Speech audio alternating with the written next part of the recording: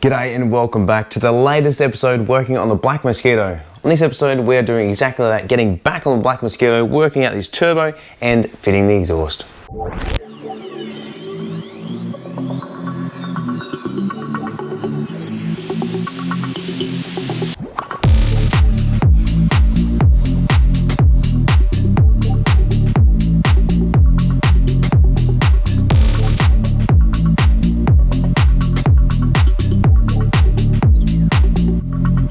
G'day folks and welcome back to the channel. Thank you very much for tuning in, and please consider hitting that like and subscribe button for all the best classic mini YouTube stuff that I can bring you. So it has been quite a long time between drinks from when you last saw me work on this, which was, in YouTube time only a couple of weeks ago, but in actual fact it has actually been about 2 months since I touched this old girl last. We had a bunch of things happen in between. We had the Rolston Classic come up. We've been working on the 1330 engine build, which I'll show you guys briefly soon. If you haven't already, you've probably already seen it on an episode thanks to Minisport. We also had Gastro go through our house 3 times in 2 weeks, so that was shit go, literally. So now we are back working on it. So before we get started, this episode is proudly sponsored by Minisport and powered by Jet Motors. So speaking of Jet Motors, this is a Jet Motors turbo kit. This was one of the very first iterations of the actual Jet Motors turbo setup in which they did to suit the classic Mini. So the last episode we had, we were unable to clock the turbo to the actual position in which we need it. What was stopping us was the actuator rod between the wastegate and the compressor housing, so this one just here. So I jumped online, I found out that Jeremy from Jet Motors was probably the best person to speak to, so I gave him a call. I rang him up and the conversation went something like this: "Hey, it's Tomo from Tomo's Tune-Ups, how you going?" Immediately he responded with, "Tomo, how you going, mate? It is so good to hear from you. I've been watching the series, I've been watching and following along with the Black Mosquito, and I'm absolutely loving it. I'm really enthused and excited to be able to talk to you." And to not blow my own horn, but I felt somewhat famous. The fact that someone overseas had known who I was when I rang, it just really made me feel like I'm actually contributing, and people are starting to follow me a little bit more and believe in me. They know who I am, and it's a really nice feeling. So he knew exactly who I was, and we got chatting for quite some time, and calling overseas, it's like $1 a second. So, that phone call for, 15 minutes probably cost me about 75 Australian dollars. So essentially what he said was, you need to get yourself a clocking bracket. And here is one I prepared earlier. This is the clocking bracket that makes time travel possible. Just kidding, that is Back to the Future, not the Black Mosquito series. This is what enables us to relocate the wastegate actuator and clock the turbo 90 degrees from the 6 o'clock position up to the 3 o'clock position, and then relocate it. Now, previously I was discussing about cutting off the little tab at the bottom to see if we could relocate it, and then welding something up, but he said this is exactly what you need, sent me it out. Really grateful for Jeremy doing that. I really appreciate it, and there was no charge at all. He pretty much just asked for my address and sent it straight out. So it's actually been quite some time that Jeremy and I have now been talking about this vehicle, and I'm almost convinced to turbo grace. So if that is something you would like to see, please leave it in the comment section down below and let me know if you would. So moving right along, let's jump into fitting this clocking bracket so we can keep moving with the build. Right, so first thing I'm going to do is loosen off the bracket that holds the wastegate actuator. So first thing we need to do is grab yourself a 10mm spanner. I'm probably going to end up using a ratchet spanner, I think, because this is going to be quite tight. But essentially behind the wastegate actuator unit just here, where it attaches to the compressor housing, there are 2 10mm nuts. You need to remove both of those to be able to pull it out, clock the turbo, and then reposition it. So let's jump into it. Now it's a little bit hard to see, but hopefully once I get it off, I'll be able to show you guys exactly where this is and how it mounts. All right, so I've removed both of those nuts. Let's just see how much pressure's on this and see if we're able to remove it, or if we can't. All right, so that's got a bit of tension on it. That's fine, we should be able to pull that out. So what we need to do is just grab that wastegate actuator and just pull it forward, just to be able to remove it outside of the compressor housing. Now it is on a diaphragm inside there, so it is quite stiff to be able to move. It's probably worthwhile noting that prior to fitting this, you probably need to readjust the turbo or clock it to where you need it before mounting all this. Obviously, if we had known prior about this, and I think someone actually commented in the comments on the previous video, well, why didn't you do it beforehand? Well, I didn't know this was going to be a problem, to be honest. If I had, I would have changed it. So I'm just going to pull that back far enough now, and then that compressor housing should turn fairly freely, so long as I'm not going to get stuck, which I probably am. Yep. All right, I just have to kind of pull it down, out and around. All right, yeah, it's just going to be a little difficult. If I had the apprentice Kev here, which hasn't been writing back to me, I think he's gone AWOL, to be honest. Probably would make the job a little bit easier. Yeah, okay. That is going to be a little bit difficult. Alright, so I just fiddled off camera for about 10 minutes or so, and I realised that it probably wasn't going to work. I couldn't overcome the force of the spring. However, even if I could, the way that it's mounted is not going to allow you to be able to pull it off. So what I'm actually going to do is hopefully just release a circlip that attaches the wastegate to the wastegate actuator. If I can find where the damn circlip is, pull the rod off, and then we can rotate it around once the rod has been removed. Alright, so with a bit of persuasion, ta-da, I actually managed to be able to clock that where we need it to be. However, we're now running into another problem which Jez didn't tell me about, which is pretty much, I just need to lengthen this, which isn't the end of the world, the vacuum pipe for the vacuum actuator. I don't think I can do that by hand, so I'll grab a pair of pliers and pull that off if it's not going to come straight off. Nah, alright. So that's just normal vacuum hose, that's not an issue. I can redo that. Alright, so that's loosey-goosey there now. We're going to grab our clocking bracket. So this one here attaches to the wastegate actuator just here. So on the back there are two studs that go through, and then on the back there are two washers and then two nuts. That's going to attach to there, and then this piece is going to attach to the back of the compressor housing. So it's going to sit somewhat, obviously upside down like that, where the bolts are holding the compressor housing on to the center part of the turbo. They're going to be loosened off, and that's what's going to give us our adjustment inside there. So we can adjust that to where we need it to be, so that way the vacuum actuator is going to sit inside there nicely. Alright, so like you hear people say all the time, there is a specific tool for a specific job, or the right tool for the right job. These are combination pliers. This is not the correct tool to be using to remove this. However, it will do to get us out of trouble. Oh my goodness, that must be a barbed fitting. Oh no, just a normal style fitting. Okay, so now refit that on there. I don't believe that needs to be anything special because that's just a standard vacuum hose. And we got a new filter as well, which we can change later. So I'll grab the camera quickly and I'll show you guys what you need to do to be able to make this work. So as I was saying, these bolts around the backside here, I'll just grab that torch because that's going to absolutely blind you. You're not going to be able to see a damn thing. Ta-da! There we go. Or not. Lol. That's what happens when you come unprepared. So essentially, these are the bolts we need to loosen off, and that's what the clocking bracket is going to sit in. So it's going to sit something along these lines here, just inside there, just like that. And then we can clock it to where we need it to be. So what we probably need to do is mount it like this, which then means on the front side, the clocking bracket will sit something along those lines, like will sit like that.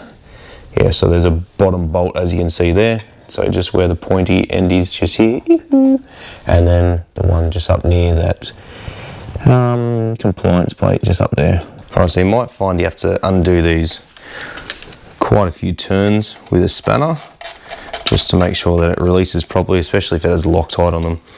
And that way you can actually undo it with your hands. Alright, so that's one, and the other one's just down here. It's just super fiddly to get to. As I said, this would have been a heck of a lot easier doing it when it was outside the car. Would have probably only taken us less than 5 minutes to do it, and here it's probably taking me best part of half an hour to get to this point, just because of how tight and fiddly everything is, and trying to work out stuff, which way it goes, where things run, etc, etc.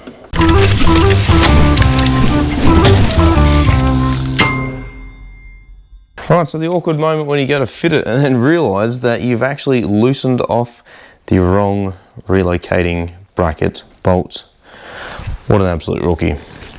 Probably worthwhile noting that we need to clock the turbo first, and then, oh, that's actually going to be quite tight. That elbow piece seems to be too short. The plot thickens. Alright, so what we might actually do before we continue on to putting that in, let's locate this to roughly where it needs to be, which I think is going to be about here. It's going to be a bit of a stretch. The plot thickens. That seems to be way too short. Probably needs to be at least another 2 inches or 50 mil in the Australian measurement form. So it turns out this bracket actually only goes one way, so it's actually going to have to go on here. I'd really thought that it was going to sit like that because of how much spring tension was on the rod in the diaphragm, but yes, it needs to go this way. So take 2, let's relocate this, stick it up under this side here, and then we should be fine to keep moving forward with the build again. Okay, so I'm just going to attach that bracket to the bottom of the actuator. That way it'll save me doing it later and trying to fendoogle everything together, and plus it just enables it to work a little bit more freely, I think. Sometimes making these mistakes is the best way to learn. Not that it's a mistake that, you know, we hadn't done this the way we had anticipated, but making these mistakes sometimes is quite important to learn about how things work and how they go together. So don't ever feel that making a mistake is a bad thing. Sometimes it is, but it's also a very good learning curve. So you always got to look at the positives in life. Alright, so I'm just nipping that one up, or at least just taking up a lot of the clearance that there is between the relocation bracket and the head of the bolt. That'll just give me extra room to be able to work with and just bring it a little bit closer to the compressor housing. Now comes the fun part of fitting the other bolt below it, and then doing the turbo drain, because that is directly above the relocation bracket. Thanks, Jeremy. I really wish I'd done this when I was out of the car. Maybe after all my hard efforts, this video might convince Jeremy to send me a turbo kit. At least I can always dream. Maybe one day something like that might occur. Show you guys how to build and assemble a kit. I think that would be pretty cool, especially down under, because you know we love a good burnout car or a good fast car, especially a fast Mini. It's funny how using the right tool for the job makes it so much easier. I'm just using a stumpy ratchet spanner just here to be able to bring this thing back into position where I need it to be. About there is where we need it. So now I can go and check my other bolts and make sure they're all in the correct position. I'm not going to be able to use the ratchet end on there because that is the where it comes directly from the headers. That's all fitted. Wastegate solenoid is on. That's running fairly close to that battery wiring. Good thing that they rubber boot on there, although there is a gap between it, so we should be okay with that. If anything, probably needs to move this way a little bit. Where the starter solenoid currently sits, I'll grab the camera and show you guys. It's just below the turbo, so just down there. And as you can see, there isn't much gap between the sorry, just trying to grab the light so you can see a bit better, between the starter solenoid and the wastegate actuator. So although it's got the rubber boot on there, it's got one on each wire, it is going to be mega close. And even trying to get that battery cable off, if you're ever doing it without disconnecting the battery, or even having the battery disconnected, there is going to be a high chance that it's going to short out. So we're going to have to loosen it off down under here. See if I can get that torch in there again. Yeah, so it's just mounted directly to the bell housing. So I might make up a bracket that steps it down, just a little drop bracket, just a little plate that sits on the bottom part of the clutch housing, and just enables a bit of extra room, a little bit extra depth to relocate that starter solenoid. So that's going to be in another part. But at the moment, this thing looks pretty hideous. That big, clumpy looking thing. Anyway, that pipe there as well, I'll try and do this one-handed with the torch and the camera. Yes, that pipe is going to have to be extended, which is fairly easy to do. And as I said, we've got a new air filter as well. So that's pretty much where we need to be. Now we've got to go through and reconnect the drain pipe that sits down up under here to the transfer case housing. But in the meantime, I'm going to make up a bracket for this, and I'll come back and I'll touch base about how I've done it and where we're going to relocate the starter solenoid.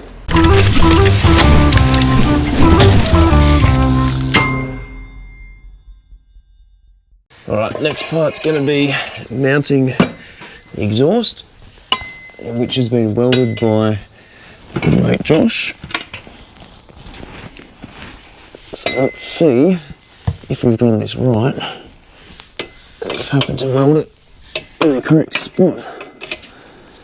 Okay, that's there. That's on. Oh, how good's that? Like a bum in a bucket. Okay, cool. Alright, so I'm going to mount that now with a hanger, and then we can start on the muffler behind there as well. There is also a bung in which we need to drill probably about here, maybe, and have the oxygen sensor coming out through there. If not, it'll probably have to come this way, just depending how much room we've got for the AF sensor. So that's going to be an important piece to make sure that we do. Alright, so I'm just going to cheat here, grab a axle stand, probably bring it up a couple of clicks just to hold it there, and then we can mock up the exhaust. And I do actually have the customer here at the moment mounting the front grille. Alright, cool. Alright, let's work towards the back of the car, mount those, and then see whereabouts this is all going to sit. Right, so we've got the rear muffler here. I'm just going to line that up with the exhaust.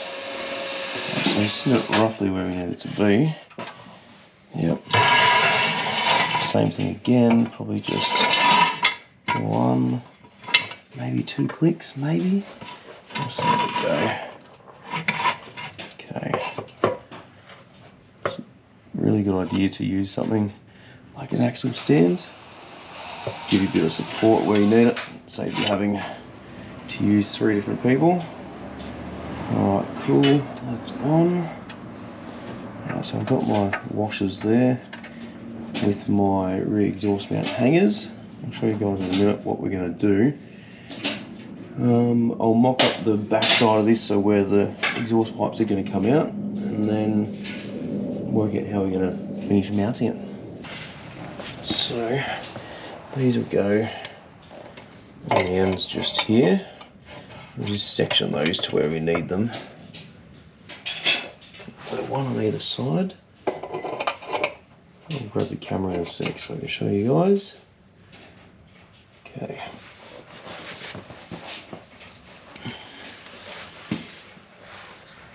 Alright, so these are the exhaust tips just here, so just angles up, down around through there, comes out along, an awesome little fishnet stocking just here. Now how we're going to mount it is we need to make a bracket between here and the exhaust, so a straight bracket with a clamp that goes around there, and that's what's going to hold it to the exhaust, and then that will attach directly to there. Obviously it needs to come up a bit higher, which is fine, and we're just using the original, I think they're the hydroelastic ports in the Classic Mini. Anyone in the comment section can just let me know and confirm that, but just running a standard exhaust mount rubber with a large washer at the back to stop it coming through, and then yeah, just a straight piece down through here. So let's work on that and figure out how exactly we're going to mount this exhaust. Alright, so what I've done here is we've got this bracket and I've managed to somewhat straighten it out. This obviously is going to be a test, so I'll get Josh to fab up some brackets. Pretty much we're just going to make an L bracket just like that, and that's just going to sit up here, and then that is going to sit up there like that. Tighten it up and we're all set.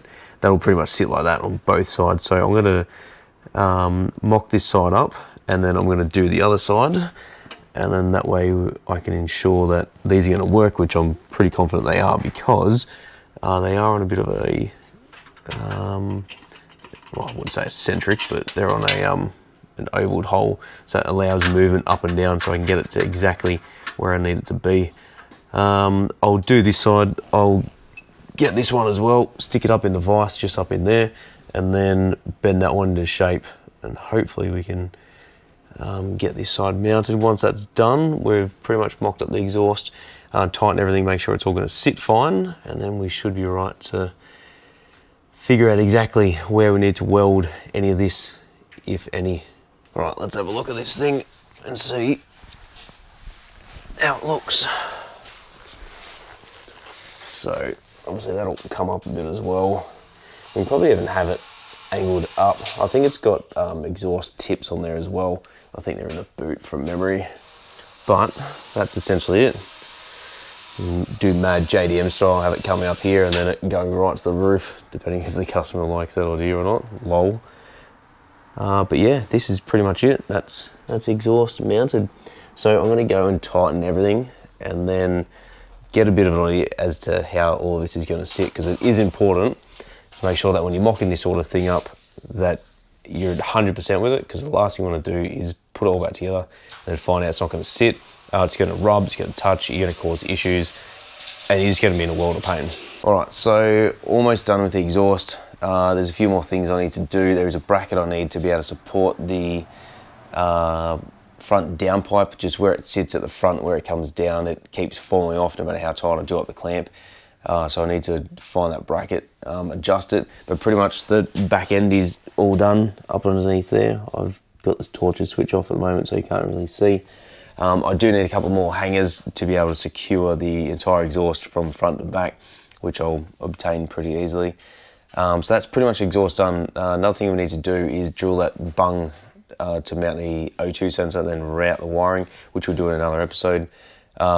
Jeremy also got in contact with me from Jet Motors the other day in regards to the piping, so I'll run through that on the next episode. I'm just going to keep chugging along at night with the owner and keep putting this thing together. So thanks for watching. See you on the next episode of Tomo's Tune Ups.